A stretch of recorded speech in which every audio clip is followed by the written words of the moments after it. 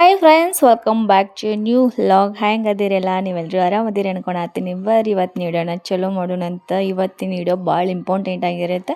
ಕೆಲವು ಜನ question ಕೇಳಿರ್ತಾರಲ್ಲ, comment ಹಾಕಿರ್ತಾರಲ್ಲ, ಅದಕ್ಕೊಂಚೂರು ಉತ್ತರ ಮಾಡೋಣ ಅಂತ. ಇವತ್ತು ಊಟ ಮಾಡಬೇಕಾದ್ರೇ ಒಂದು 11 ಗಂಟೆ ಆಗೋಗ್ಬಿಡ್ತು. ಒಂದು ಸ್ವಲ್ಪ ಪ್ಯಾಕಿಂಗ್ ಕೆಲಸ ಮಾಡಿ ಲೇಬಲ್ ಇಶ್ಯೂ, ಸಿಕ್ಕಾಪಟ್ಟೆ ಲೇಬಲ್ ಇಶ್ಯೂ ಆಗತೈತಿ. ಇವಾಗ ಇಂಡಿಯನ್ ಮಾಸ್ ಸೇಲ್ ನಡೀತಾ ಇದೆ ಅಲ್ವಾ, ಎಲ್ಲರೂ ಕೂಡ ತುಂಬ ಬ್ಯುಸಿ ಐತೆ ಅಂತ ಹೇಳ್ಬೋದು. ಮೀಶೋ ಸಿಕ್ಕಾಪಟ್ಟೆ ಅಂದರೆ ಸಿಕ್ಕಾಪಟ್ಟೆ ಲೇಬಲ್ ಇಶ್ಯೂ ಆಗ್ತೈತೆ. ಏನಿಲ್ಲ ಅಂದರೂ ನನಗೆ ಒಂದಿಷ್ಟು ಆರ್ಡರ್ ಇತ್ತು, ತೋರಿಸ್ತೀನಿ ರೀ.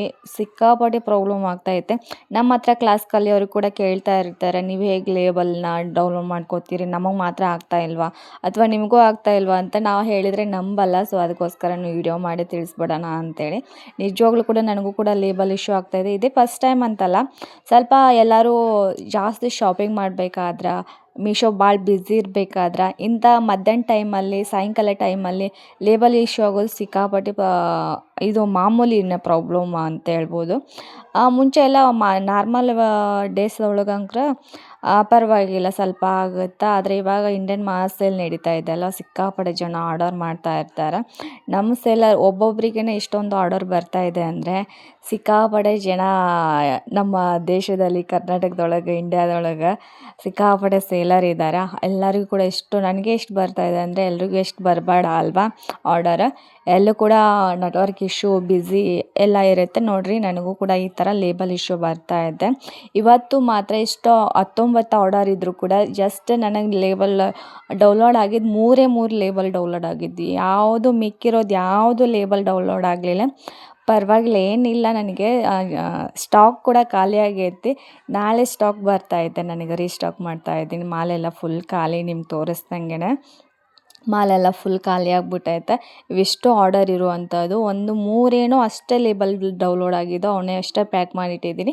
ಮಿಕ್ಕಿರೋದು ಲೇಬಲ್ ಟ್ರೈ ಮಾಡೋಕ್ಕೆ ಹೋದೆ, ನಾನು ಡೌನ್ಲೋಡ್ ಮಾಡ್ಕೊಂಡ್ರೆ ಆಯಿತು, ಹೇಗೂ ನಾಳೆ ಬರುತ್ತಲ್ವಾ, ಓಲ್ಡಲ್ಲಿ ಇಟ್ಟರೆ ಆಯಿತು ಅಂದ್ಕೊಂಡೆ.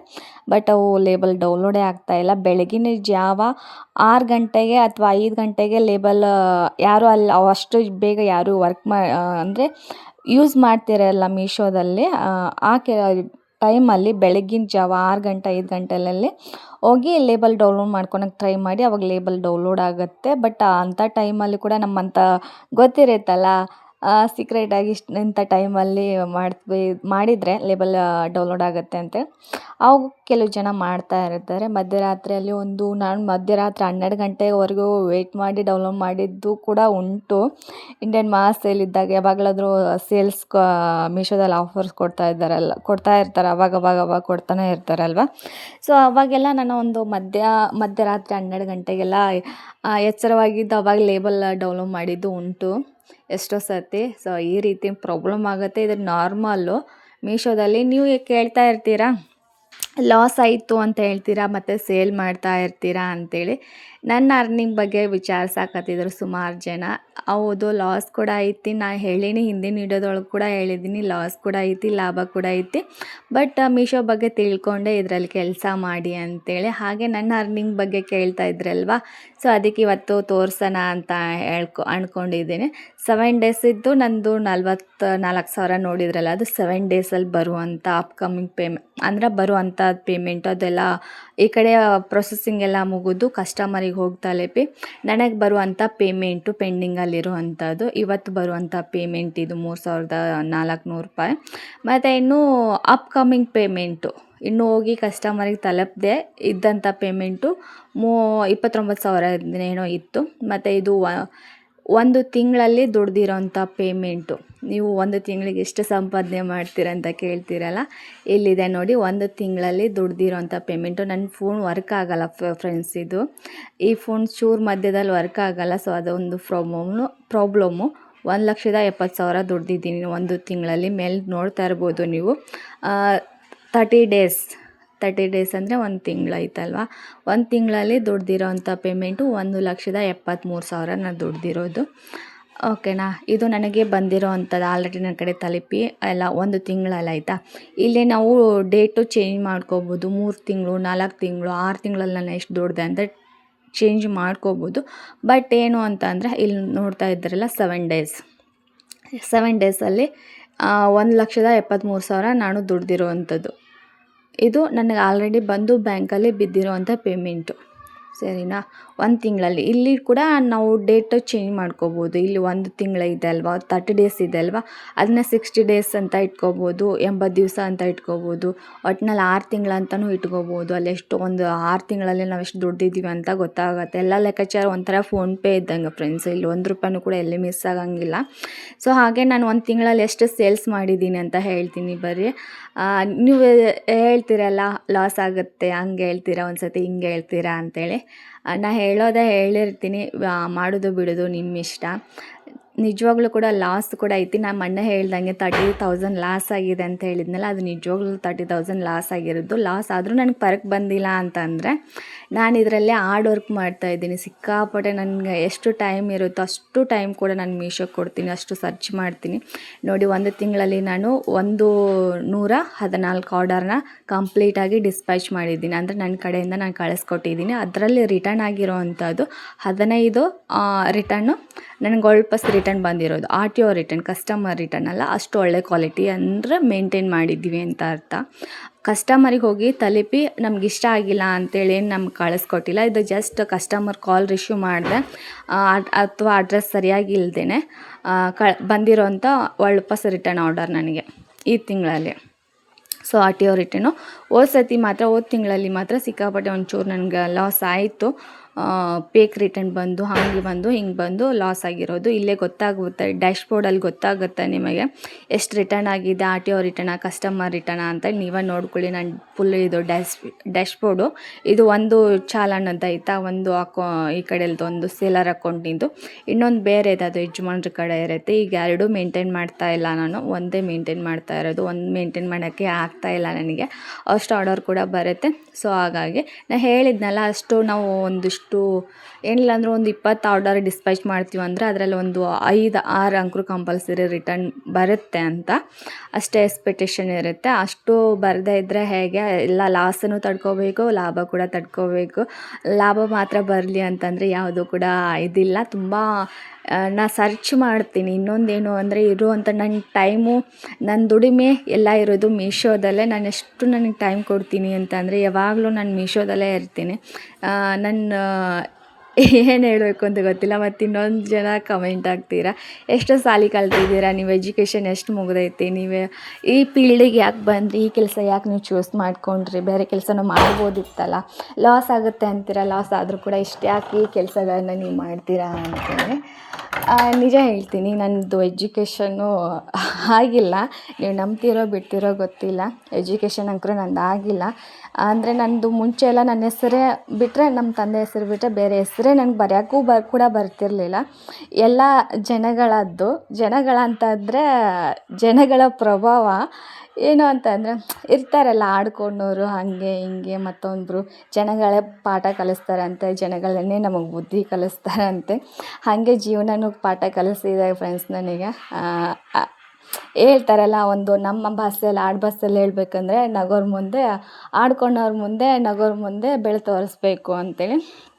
ಸೊ ಅದೇ ಒಂದು ಸ್ವಾಭಿಮಾನದಿಂದ ನಾನು ಯೂಟ್ಯೂಬ್ ಮಾಡಿದೆ ಅಂಕೂ ಸಿಕ್ಕಾಪಟ್ಟೆ ಜನ ಆಡ್ಕೊಂಡ್ರು ನನ್ನ, ನಿಜವಾಗ್ಲೂ ಕೂಡ ಹಾಗೆ ಹಿಂಗೆ ಟಿಕ್ಟಾಕ್ ಮಾಡ್ತಾರೆ ಹಾಗೆ ಹಿಂಗೆ ಏನೇನು ಆಡ್ಕೊಂಡ್ರು. ಬಟ್ ಯೂಟ್ಯೂಬಿಂದನೇ ನನಗೆ ಇಷ್ಟೊಂದು, ನಾನು 1 ತಿಂಗಳಲ್ಲೇ ಹೇಳಿದ್ನಲ್ಲ, 1 ತಿಂಗಳಲ್ಲಿ 73,000 ಅರ್ನಿಂಗ್ ನಾನು ಮಾಡಿದ್ದೀನಿ ಅಂತಂದರೆ ಅದೆಲ್ಲ ನಾನು ನಿಜವಾಗ್ಲೂ ನನ್ನ ಪರಿಶ್ರಮದಿಂದ. ಯಾರೋ ಏನೋ ಅಂದ್ಬಿಡ್ತಾರೆ ಅಂತೇಳಿ ನಾನೆಲ್ಲ ಬಿಟ್ಬಿಟ್ಟಿದ್ರೆ ಇಷ್ಟುವರೆಗೂ ನಾನು ಇಲ್ಲಿ ಬಂದು ನಿಂತ್ಕೊಂಡಿರಲಿಲ್ಲ. ಒಂದು ಗೋರ್ಮೆಂಟ್ ಜಾಬ್ದವರೇ ದುಡಿಯಲ್ಲ, ಇಷ್ಟು ಸಂಪಾದನೆ ಮಾಡಲ್ಲ. ನಾನೇನೋ ಓದಿದೆ, ಏನೋ ಮಾಡಿದೆ, ಏನೋ ಎಜುಕೇಷನ್ ಇಲ್ಲದೇ ನಾನು ಸಂಪಾದನೆ ಮಾಡ್ತೀನಿ ಅಂದರೆ ನನಗೆ ಪ್ರೌಡ್ ಫೀಲ್ ನಿಜವಾಗ್ಲೂ ಐತಿ, ನನ್ನ ಮೇಲೆ ನನಗೆ ಹೆಮ್ಮೆ ಐತಿ. ಹಂಗಂತೇಳಿ ಯಾರೂ ಸಪೋರ್ಟ್ ಮಾಡಲ್ಲ ಅಂತೇಳಲ್ಲ, ನನ್ನ ಒಬ್ಬಳಿಂದನೇ ಆಗುತ್ತೆ ಅಂತಲೂ ಇಲ್ಲ, ಸಪೋರ್ಟ್ ಮಾಡೋರು ಇದ್ದಾರೆ. ಹೇಳಿದ್ನಲ್ಲ, ತಂಗಿ ಇದ್ದಾರೆ, ತಂಗಿ ಈ ಕಡೆಯಿಂದ ಸ್ಟಾಕ್ ಕಳಿಸ್ಕೊಟ್ರೆ ಅವ್ರ ಯಜಮಾನ್ರು, ಅವ್ರ ತಂಗಿ, ಮತ್ತು ಇಲ್ಲಿ ಹೋಗಿ ನಮ್ಮ ಯಜಮಾನ್ರು ಹೋಗಿ ಪಿಕಪ್ ಮಾಡಲಿಲ್ಲ ಅಂದರೆ ಸಿಕ್ಕಾಪಟ್ಟೆ ನಿಜವಾಗ್ಲೂ ಪ್ರಾಬ್ಲಮ್ ಆಗಿರೋದು. ಒಬ್ಬರೇ ಮಾಡ್ತೀನಿ ಅಂದರೆ ಸಾಧ್ಯನೇ ಇಲ್ಲ. ಆಗುತ್ತೆ ಒಬ್ಬರೇ ಮಾಡೋಕ್ಕೂ, ಬಟ್ ಸಪೋರ್ಟ್ ಮಾಡೋಕ್ಕೂ ಇರಬೇಕು. ಈ ಕಲರಿಗೆ ಅಂತೂ ಸಿಕ್ಕಾಪಟ್ಟೆ ಮೀಶೋದಲ್ಲಿ ನಂಗೆ ಡಿಮ್ಯಾಂಡ್ ಇದೆ. ಈ ಕಲರಿಗೆ ಮಾತ್ರ ಸ್ಟಾಕ್ ಎಲ್ಲ ಫುಲ್ ಖಾಲಿ ಆಗಿಬಿಟ್ಟೈತೆ. ನಾಳೆ ಸ್ಟಾಕ್ ಬರ್ತೈತೆ. ಅದನ್ನು ಕೂಡ ನೆಕ್ಸ್ಟ್ ವಿಡಿಯೋದೆಲ್ಲ ಹೇಳ್ತೀನಂತ ಯಾವ ಸ್ಟಾಕ್ ಬಂತು ಅಂತೇಳಿ. ನಿಜವಾಗ್ಲೂ ಕೂಡ ರೀಸ್ಟಾಕೇ ಮಾಡ್ತಾ ಇರೋದು. ನಾವು ಕೆಲವು ಜನ ಅನ್ಕೊತಾರೆ ನೀವು ಪದೇ ಪದೇ ಅದೇನೇ ವಿಡಿಯೋ ಮಾಡ್ತೀರಾ ಅಂತೇಳಿ. ಇಲ್ಲಪ್ಪ, ಮತ್ತು ಅಷ್ಟು ತರಿಸಿ ನನಗೆ ಸ್ಟಾಕ್ ಇಲ್ಲ ನಿಜವಾಗ್ಲೂ ಕೂಡ. ನಾನು ತೋರಿಸಿದ್ನಲ್ಲ, ಪ್ರತಿ ಸತಿ ನಾನು ವಿಡಿಯೋ ಮಾಡಿದ್ದೀನಿ. ಬಟ್ ಅದೇ ಕಲರಲ್ಲೇ ನನಗೆ ಜಾಸ್ತಿ ಆರ್ಡರ್ ಬರೋದ್ರಿಂದ ನಾವು ಜಾಸ್ತಿ ಅದರಲ್ಲೇ ಡೈನಿಂಗ್ ಮಾಡಿರ್ತೀವಿ. ಏನಿಲ್ಲ ಅಂದರೆ ಒಂದು ಕಲರಲ್ಲೇ ಒಂದು 50 ಪೀಸ್ ನಾವು ಆರ್ಡರ್ ಕೊಡ್ತೀವಿ ಅಂತ ಅಂದರೆ ಒಂದು ವಾರದಲ್ಲಿ 25 ಬರುತ್ತೆ, ಇನ್ನೊಂದು ವಾರದಲ್ಲಿ 25 ಬರುತ್ತೆ. ಒಂದೇ ಸತಿಗೂ 50 ಪೀಸನ್ನು ಅವ್ರು ಕಳಿಸ್ಕೊಡಂಗಿಲ್ಲ. ಸೊ ಅದನ್ನೇ ನಾವು ಸ್ಟಾಕನ್ನ ಮೇಂಟೈನ್ ಮಾಡ್ಕೊಂಡು ಹೋಗ್ತೀವಿ. ಯಾವ ಕಲರ್ ಡಿಮ್ಯಾಂಡ್ ಇರುತ್ತೆ ನಮ್ಮ ಮೀಶೋದಲ್ಲಿ ಅದೇ ಕಲರ್ನ ನಾವು ಮತ್ತೆ ಡೈನಿಂಗ್ ಕೊಟ್ಬಿಟ್ಟಿರ್ತೀವಿ. ಡೈನಿಂಗ್ ಕೊಟ್ಟಿವಿ ಅಂದರೆ 2 ದಿವಸದಲ್ಲಿ ಏನು ಕೊಟ್ಬಿಡಲ್ಲ ಅವರು. ಏನಿಲ್ಲ ಅಂದರೆ 2 ವಾರ ತೊಗೊತಾರೆ. ಈ ವಾರ ಒಂದು 50 ಪೀಸ್ ಆರ್ಡರ್ ಕೊಟ್ಟಿದ್ದೀವಿ ಅಂದರೆ ನಮ್ಗೆ 50 ಪೀಸ್ ಹೋಗೋಕ್ಕೆ, ಒಂದು ಕಲರಲ್ಲಿ ಒಂದು 50 ಪೀಸ್ ಹೋಗೋಕ್ಕೆ 2 ವಾರ ಆಗಿತ್ತು ಅನ್ಕೊಳ್ಳಿ ಅಷ್ಟೇ. ಆ ಥರ ನಾವು ಸುಮಾರು ನಮ್ಮ ಹತ್ರ ಎಷ್ಟೋ ಡಿಸೈನ್ಗಳಿದ್ದಾವೆ, ಸಿಕ್ಕಾಪಟ್ಟೆ ಡಿಸೈನ್ಗಳಿದ್ದಾವೆ. ಕೆಲವೊಂದು ಡಿಸೈನು ನಮ್ಮದೇ ಓನ್ ಆಗಿರುತ್ತೆ. ಕೆಲವೊಂದು ಡಿಸೈನು ಯಾವುದು ಟ್ರೆಂಡಿಂಗಲ್ಲಿ ಇರುತ್ತೆ ನೋಡಿ ಮೀಶೋದಲ್ಲಿ, ಅದೇ ಡಿಸೈನ್ ಕೊಟ್ಟು ಮಾಡಿಸಿರ್ತೀವಿ. ಎಷ್ಟೋ ಸತಿ ನಾನು ಹೇಳಿರ್ತೀನಿ, ಹೋಲ್ಸೇಲ್ ಅವ್ರ ಹತ್ರ ತೊಗೊತೀರಾ, ಅವ್ರ ನಂಬರ್ ಇದ್ದರೆ ಕೊಡಿ ಮೇಡಮ್, ನಾವು ಕೂಡ ಮಾಡ್ತೀವಿ, ನಾವು ಕೂಡ ತರಿಸ್ತೀವಿ ಅಂತೇಳಿ. ಇಲ್ಲ, ನಾವೇ ಡೈನಿಂಗ್ ಮಾಡಿಸ್ತಾ ಇದ್ವಿ. ಹೋಲ್ಸೇಲ್ ಅವ್ರ ಹತ್ರ ಇಷ್ಟು ಎಲ್ಲ ಸಿಗಂಗಿಲ್ಲ. 50 ಪೀಸ್ ಒಂದೇ ಕಲರಲ್ಲಿ ನಂಗೂ ಸಿಗಲ್ಲ. ನೀವೇ ನೋಡಿದ್ದೀರ ನಾನು ಒಂದೇ ಕಲರಲ್ಲಿ ಎಷ್ಟು ತರಿಸ್ತಿದ್ದೀನಿ ಅಂತೇಳಿ. ಮತ್ತು ಇನ್ನೊಂದು ಹೇಳ್ತೀನಿ, ನಿಮಗೆ ಮೀಶೋ ಅಕೌಂಟ್ ಓಪನ್ ಮಾಡೋಕ್ಕಾಗಲಿಲ್ವಾ, ಬಿಟ್ಬಿಡಿ. ಲಾಸೆಲ್ಲ ತಡ್ಕೊಳಕ್ಕಾಗಲಿಲ್ವಾ, ಬಿಟ್ಬಿಡಿ.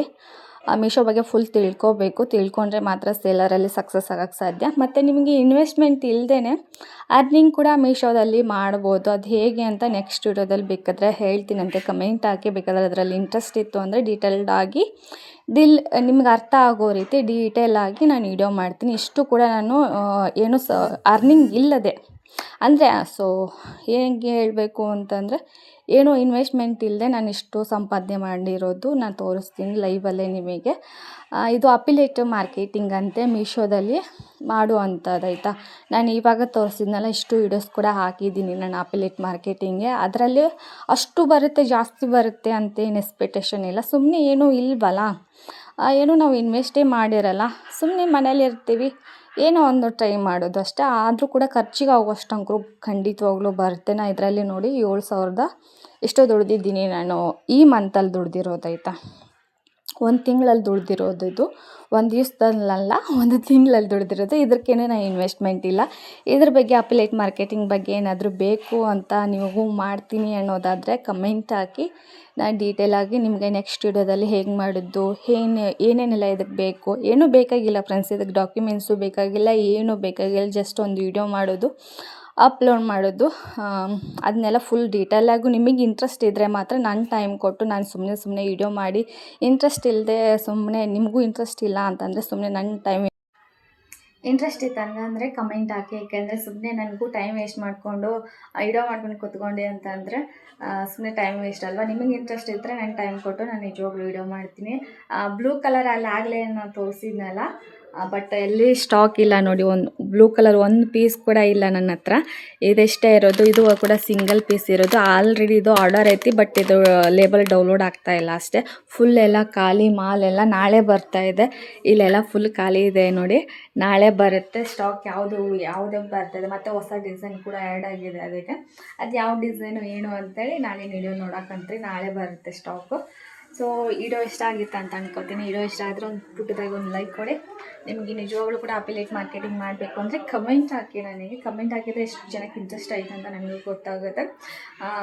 ಅದಕ್ಕೆ ನಾನು ಟೈಮ್ ಕೊಟ್ಟು ವಿಡಿಯೋ ಮಾಡ್ತೀನಿ. ಅದಕ್ಕೇನು ಜಾಸ್ತಿ ಎಫರ್ಟ್ಸ್ ಹಾಕಬೇಕು ಅಂತ ಇಲ್ಲ ಫ್ರೆಂಡ್ಸ್. ನಿಜವಾಗ್ಲೂ ಕೂಡ ಸಣ್ಣ ಪುಟ್ಟ ಅರ್ನಿಂಗ್ ಆಗುತ್ತೆ ಅಲ್ವಾ, ಸಾಕು. ನಮ್ಮ ಖರ್ಚಿಗೆ ಆಗುವಷ್ಟು, ಮನೆ ಖರ್ಚಿಗೆ ಆಗುವಷ್ಟು, ಅಥವಾ ಮೀಶೋದಲ್ಲಿ ನಾವು ಪರ್ಚೇಸಿಂಗ್ ಮಾಡ್ಕೊತಿಲ್ಲ, ಆರ್ಡರ್ ಮಾಡ್ಕೊತಿಲ್ಲ, ಅದೆಲ್ಲ ಫ್ರೀಯಾಗಿ ನಾವು ಅಂದರೆ ಅದರಿಂದನೇ ದುಡ್ಕೊಂಡು ಅದರಲ್ಲೇ ನಾವು ಪರ್ಚೇಸ್ ಮಾಡ್ಕೋಬೋದು. ಸೊ ಅದಕ್ಕೆ ಏನಾರು ಇಂಟ್ರೆಸ್ಟ್ ಐತೆ ಅಂದರೆ ಕಮೆಂಟ್ ಹಾಕಿ, ನಾನು ಹೇಳ್ತೀನಂತ. ಸೊ ವಿಡಿಯೋ ಇಷ್ಟ ಆಗಿತ್ತಂದರೆ ಲೈಕ್ ಮಾಡಿಕೊಡ್ದಾಗೆ. So thank you so much. ಇನ್ನು ನೆಕ್ಸ್ಟ್ ವಿಡಿಯೋದಲ್ಲಿ ಸಿಗ್ತೇನಂತ.